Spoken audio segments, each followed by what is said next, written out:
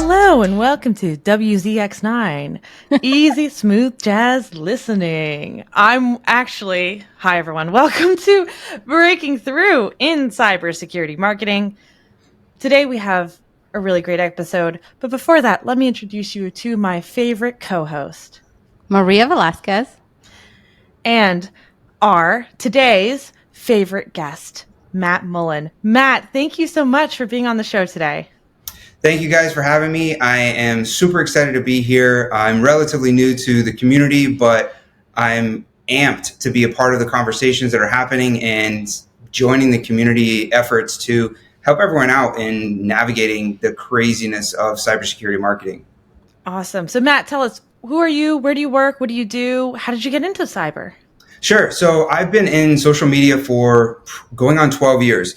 So if the salt and pepper hair hasn't aged myself enough, that helps as well. I work for a company called Illumio. We're a zero trust segmentation company, and I'm the senior social media manager there. I've been there for about 2.5 years now, and I came over to the cybersecurity world from a very large tech company that sold HR and payroll software. It was UKG. It was the joint merger of Kronos and Ultimate Software coming together.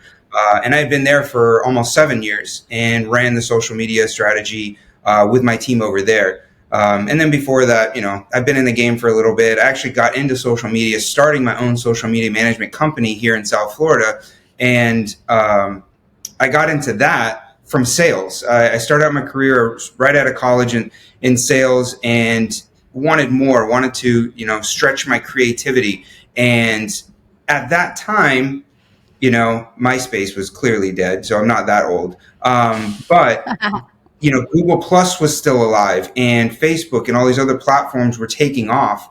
And I saw a potential for very small businesses and startups to really need the assistance. They didn't have the budget to hire, they didn't have the personnel, and they didn't know what they were doing. So that's how I went from sales into social media. So I continue to use my sales background, I'll say, in my everyday life, from my copywriting to my strategies. Awesome. Love that. So Matt, coming from sales, you probably had that advantage of perfecting that pitch and getting into marketing, and social must have been just a little bit easier, even though a lot of people think that they can do marketing. But when you come from sales and have done that pitch a million times, it's a little bit easier.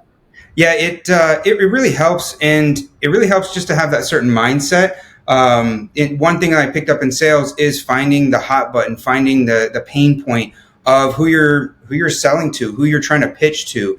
And I've changed industries quite a bit. So after I had my own company, I went to go work for an international toy manufacturer first. Then that was B2C and B2B, actually. Then I went to the tech and software side of things, and then now I'm in cyber. So the audience has been changing, and so you really have to take that sales mindset to go forward with your marketing. And it's funny, when I was at UKG, my CMO used to always say, make sure whatever work you're doing is there to support sales. That's what we're here to support. And it is just kind of like stuck with me in my head. Like whenever I'm creating a strategy or an approach or supporting a campaign or even just writing a simple tweet, it's like, okay, what am I doing to get this to support our sales teams just a little bit better? I love that. That's amazing. So toy manufacturing, which is a whole another aside that you just mentioned, Matt. You're teasing me. You're wanting me to go down this toy manufacturing route, but I will resist that tease. Toy manufacturing, social for small businesses, UKG's a humongous, big company, and now cyber. What's the difference that you have found in cybersecurity social media versus all these other industries? There's two things really that I want to touch on. One of them is that the industry in itself is not a me against you sort of thing. It is a cohesive unit where every company really needs to partner and work together. The different facets that make up cybersecurity, the perimeter, the internal, the everything in between, we all need to work together. There is not this silver bullet that's just like, oh, I'm secure, I'm good, I mean, if that were the case, do you know how many people want to be CISOs? Like, it's just not happening. So I think that's one of the unique things is that with your approach in social media, it doesn't necessarily need to be a we're better than X, Y, and Z, or we can do all of this. It's more that you're able to focus on your individual area of expertise and support and work with the different solutions that are out on the market. And it actually works to your benefit when it comes to social media, because who doesn't love a good tag? Who doesn't love when another company's like, hey, look, ding, ding, ding, we're doing a webinar with so-and-so, or come to our booth at RSA, we're going to have Splunk and Illumia or whatever. Mind you, don't know if that's happening, especially now that Splunk is now somewhere else. But anyways, I digress. It's basically just the fact that we're not just individualized, and we can use that to our advantage, especially on social media. And that's one of the unique things that I really like about cybersecurity is that everyone is under the understanding that there is no silver bullet. We all need to work together, and all these solutions are really just there to improve your cybersecurity posture. But isn't the customer base just as tough? I feel like kids and cybersecurity buyers are just as cranky, very CISO picky. tantrums and toddler tantrums, they could go hand in hand. Yeah, I think the similarities there are just very obvious. No, okay. Here's where everyone is the same on social. Everyone has a scroll stopping trigger, and it is cats playing pianos. No, I'm just kidding. No, we all do. We seriously do have that scroll stopping trigger internally in each audience. The job of the social media person and marketing as a whole is to find what are those triggers. Now, I don't want to go and say it's stats because it's stats, but it's really just how you present those stats and how you hook them in delivering that message to get them to stop scrolling. And then a cute cat here and there doesn't hurt. Yeah. How many cats do you put in your post a week, Matt? Do you have like a cat-based KPI? How many cat memes does it take to get a conversion? No, okay. Speaking of memes, though, I do want to say that is your cat. Your meme, your cybersecurity memes, is like your easy soft pitch. Like there, it's your low hanging fruit. If you are stuck and you don't have anything to share or add, or you're just like, what do I do? Cybersecurity meme, easy. Just here you go. Get your audience engaged. Get them to stop scrolling. Then go ahead and follow up with maybe just your boring content, your solution briefs, whatever it may be. I'm being serious because at the end of the day, the stuff that's very low in the funnel, your one-on-ones, your white papers and so forth, may need that little bit of an extra push to get past, let's call it past the whitewater. You need to get into the hands of people who are actually interested. And sometimes to do that, you need the meme. You need the low-hanging fruit that gets them engaged. So I think a lot of people believe that because security is such a serious and sort of intense industry, that the folks buying the security products are equally serious and intense. But you're saying the opposite, Matt. You're saying everybody likes a dang good meme. Think about this. If you've had a tough day and you're like, I need a break, I'm going to go scroll on. Let's say you don't even take that much of a break. You're just going to scroll on LinkedIn. If you were to be hit with doom and gloom versus let's make the world a better place, let's take away, here's your Advil, here's your Tylenol that's going to take this headache that you've been pounding your head against the wall trying to fix. Here you go. Wouldn't you think that that's going to be received better? It's all in that approach. And not to say that our content is any less serious. It's not a joke. What we offer, at the end of the day, some of our solutions are literally saving lives when it comes down to it. So it's not that our content should be all jokes or anything like that, but the delivery should come with a lighthearted approach so that it's received well. Because if you can start off on that foot, that oh man, like this is really good, like if it's going to crack that smile, they're going to be receptive to the information you're sharing with them. That will allow for a better nurture as you go forward past social media and past that initial scroll stop. So that's kind of why I think that you need to have that little lighthearted approach. I mean, if you're if you're trying to just be like hard hitting all the time, then you're going to be hard hitting all the time in their conversations as you move forward. Yeah, someone said on the show just a couple of weeks ago, we should be more human to human, H to H versus B to B. And the more we think like that, the easier the message resonates and the easier our jobs at the end of the day. Here's a good way to look at it. Think about how LinkedIn specifically has changed over the past 3 years since the pandemic.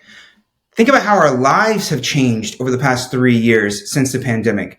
The lines, which were the 9 to 5s or whatever, mind you, the cybersecurity world never stops, never sleeps. So that was already blurring. But you've started to have this transition to where your everyday life is now blending with your everyday work. And that's now bleeding over into the social media. If you look at LinkedIn, a lot of people are sharing more personalized things.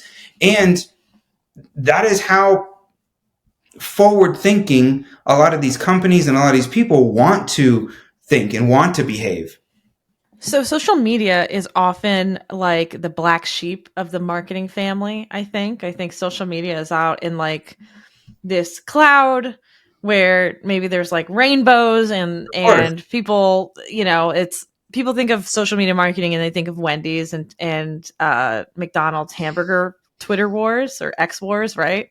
So social media is allowed to be fun. It's allowed to have memes. It's allowed to be scroll stopping. It's allowed to be bombastic in a way with, limitations.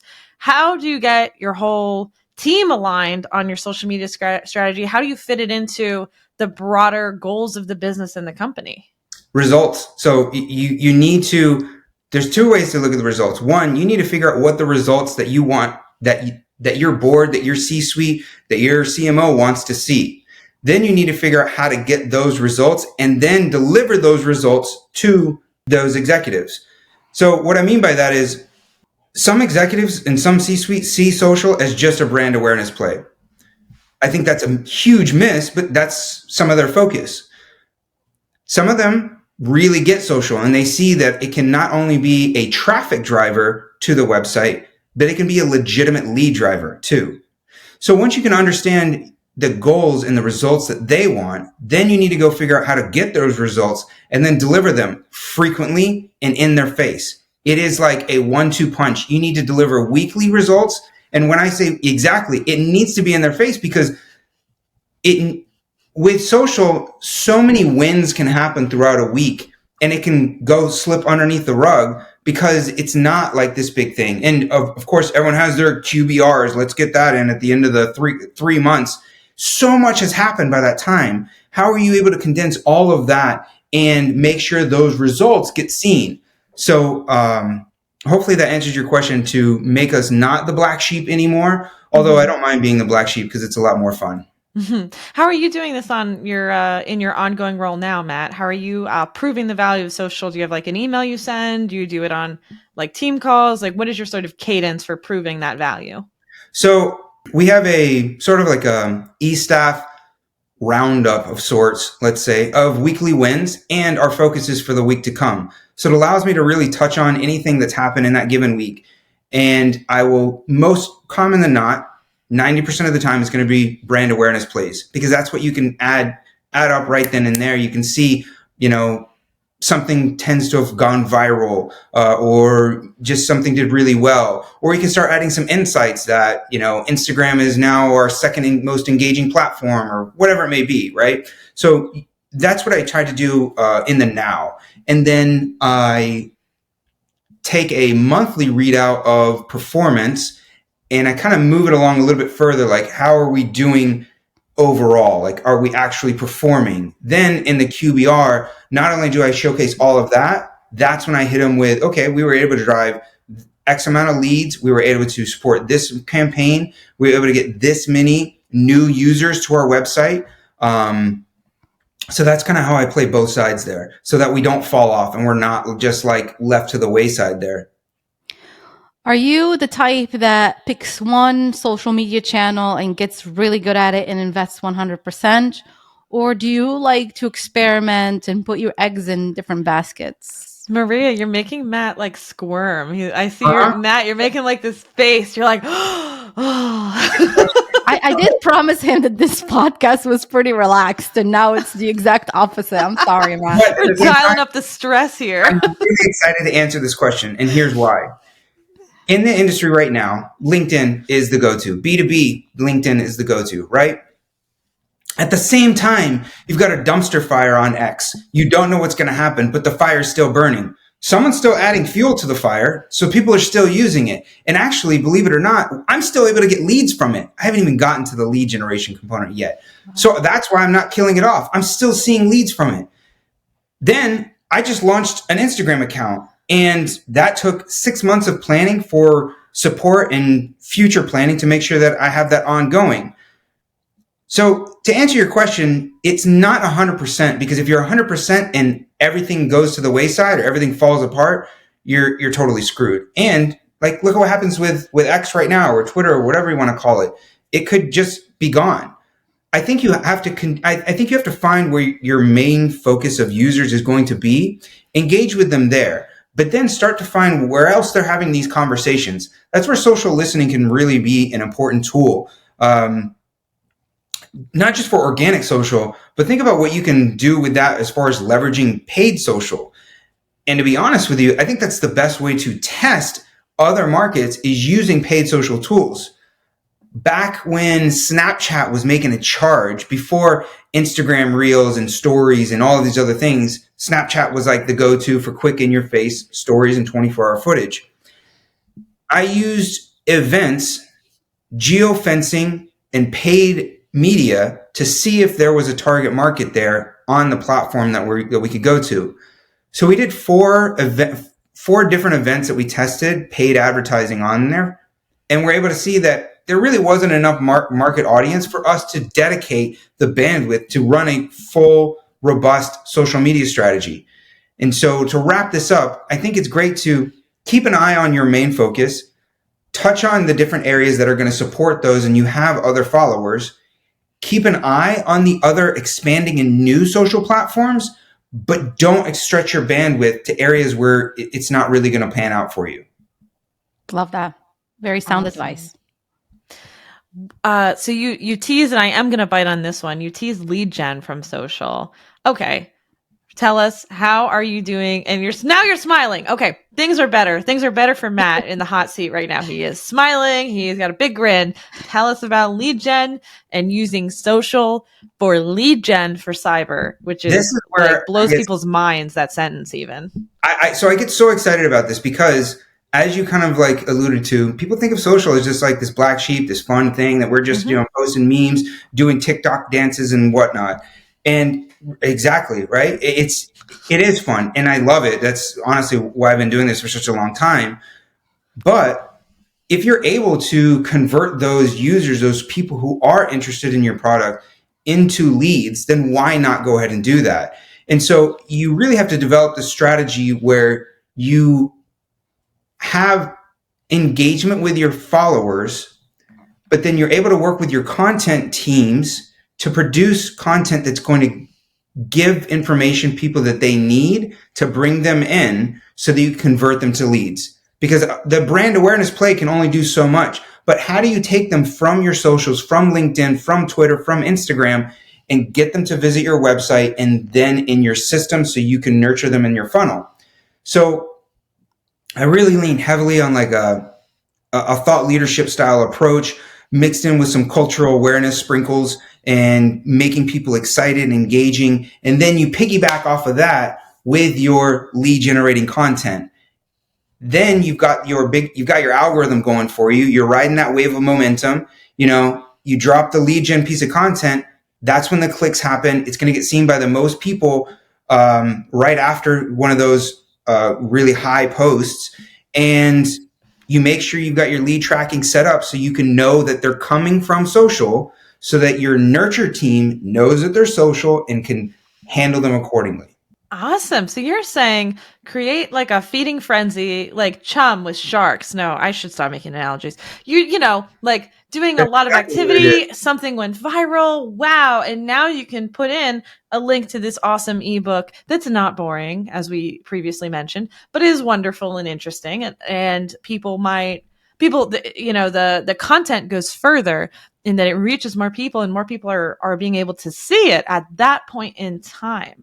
Yes. And here's, I'm going to just give away the bag here. So Fridays, Saturdays, and Sundays, I love thought leadership stuff from non-company specific channels. So media outlets, and culture pieces. That way you've got people who are biting, nibbling on those things. They're learning more about what the NSA just came out with. They're seeing what The Wire just published. They're seeing a Diwali dance. They're seeing, an event that you guys just had down in Australia, and they're just excited. Then Monday comes. What do they do on Monday mornings? They jump on LinkedIn. They're seeing what's going on. And the algorithm's going to say, well, you just engaged with the last 2 or 3 posts here. You really liked this. Here's your white paper. Yeah. Here's your webinar. Mondays. So that's just like, that's what I like to do. I love that. And that works. It really does. It's and that's what you need. You want a balance of both, like happy things and then work things. Even Right. though, yes, it's LinkedIn, but you still, most of the posts that we post that have a human component to them, or company culture, or we did this, get so much more engagement than here's Right. an ebook. It's natural. So for social, you have to learn how to leverage that. You don't want them to go to waste. So why not turn some of that excitement into something that's going to move the bottom line for the business? So cool. Well, we also want to make sure we hit on this topic of influencer marketing. Speaking of human to human and making sure that the culture is visible, influencer marketing is interesting in the cybersecurity space. We have a bunch of very highly visible security influencers. We have podcasters. We have some very famous analysts, and that we all know and love and watch. There's some really cool people who are heavily prominent in cybersecurity influencer marketing, to kind of distill it down into one area. But we are missing, I think, maybe some of those more smaller influencers. And Matt, I know you have a theory on this. So why don't you share with us your thoughts on influencer marketing and the best way to leverage it in the cybersecurity space? Yeah, absolutely. So if you look at what's happening in the B2C space, you can start to get some trends that are happening. And the UGC, or user generated content, is just taking the B2C world by storm. And in that note, look at what's happened with influencers. Everyone's trying to become these major influencers, and that's trickled down into cybersecurity as well. But what a lot of businesses in the B2C world are able to do is find the space of a micro influencer. These are people who in the B2C space may have less than 10,000 followers, or 10 to 15,000 followers, so they can reach certain thresholds. But they're able to do that because the reason behind them doing that, I should say, is that audience is more narrowed down to their specific target that they're trying to reach. So as you mentioned, with these really big names and faces that are out in the influencer world of cybersecurity, it may not be the exact audience. You may get a really broad net, right? And if you just throw that net, what are you going to get? You don't really know. It's going to be a mixed bag. Where if you're able to find people who are speaking on, let's say, just firewall protection or just endpoints, then you really can get to the audience that you want, that's going to match closely to your brand messaging and resonate well. So I think the future of social media marketing, and even cybersecurity marketing as a whole, is going to start finding its way towards the micro influencers, the user generated content, the people who are going out there creating content for a smaller, more specific audience, and we're able to tap into those. It's going to be a tricky road to navigate, because influencer marketing is just, it's strange, it's foreign. You're letting a third party, an outside person, be in charge of what the content is and how that's being made. And we all know, we're all a little bit of a control freak inside. We all want to make sure there's the best lighting, or the best messaging that you want. But at the end of the day, the consumer is the one who's like, all right, this is genuine. Like, this makes sense. I get it. How do you deal with, I think there's probably a concern that some of us have when we're thinking about influencer marketers and, security influencers on various platforms like who might not be on LinkedIn, but might be on like YouTube and TikTok, the concern might be that there's a lot of students watching these people, or a lot of early career folks who are maybe potentially younger and on these more, young quote unquote platforms like TikTok. Maybe they're Gen Z. I don't know. What's after Gen Z? Who knows? So how do you rectify that when you're kind of looking at influencers? Because it would be great to try out micro influencers, but then it would be kind of a bummer if then afterwards it was like, well, a whole lot of students clicked on the link for our product. Well, here's what you need to do. One, you do need to do your due diligence to see who the audience is. And I've worked and managed an influencer program. You always get an audience report, because how many times, I don't know about you guys, but I've been approached regularly by people saying, I've got 200,000 followers across all my platforms. I'll take 10 grand, please. 10 grand? It's big money in the influencer game. And there's no insight into where it is. So you have to be the detective and be like, okay, well, and this is great that now Twitter is showing the reach of actual tweets, because someone can be like, I've got 40,000 followers on Twitter, like pay me. And you go and look and like, all right, you've got 56 impressions on your tweets. Like that's just it's not doable. So to answer your question, you need to do a little bit of due diligence to figure out the audience and if that's going to work. Now that's not always cut and dry, plain and simple, but you still do have to think about the influencer marketing approach as a brand awareness play. And you've got to think of the long game. When brand awareness, it's always the long game. You're trying to get them. You're trying to position your organization as the go-to expert in the industry, so that when it comes to buy, or when they're in a position as a student and now they're at their first job or second or whatever, they remember you. That, hey, look, like I really remember that YouTube thing. It taught me so much. That series was great. It was groundbreaking. It allowed me to get a leg up. So it's twofold. You need to look at, if it's just students, hey, students might be your go-to if you're selling an entry-level solution where the day-to-day users are the ones that you might be targeting.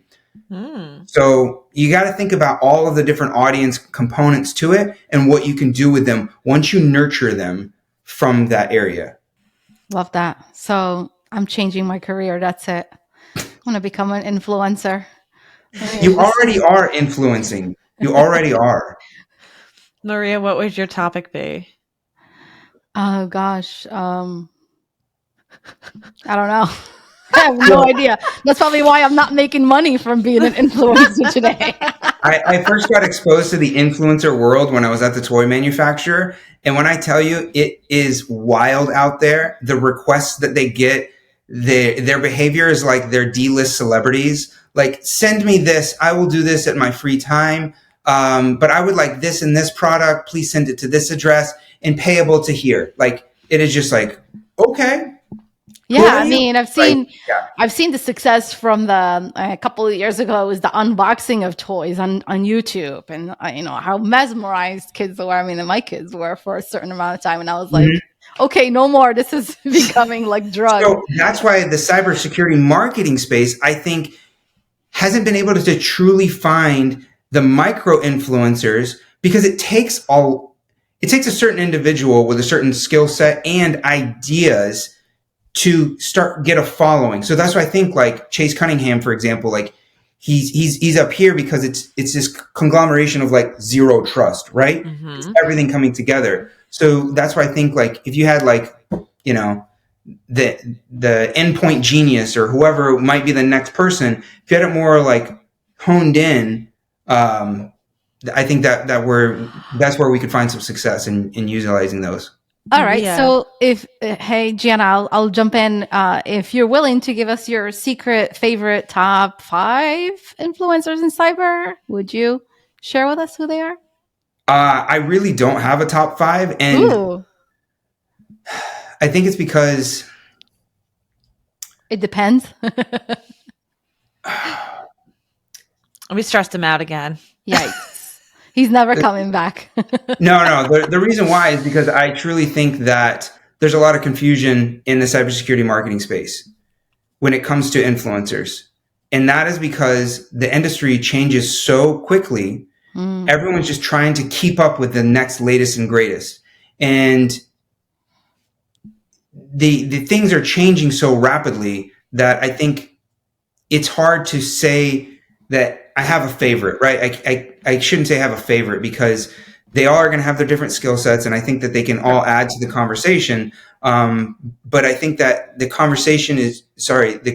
industry is changing so frequently that their expertise may be up one day and then does that make sense? Yeah, it makes sense. 100%. I mean, I think it's like that too in marketing, right? Like one day, Yeah.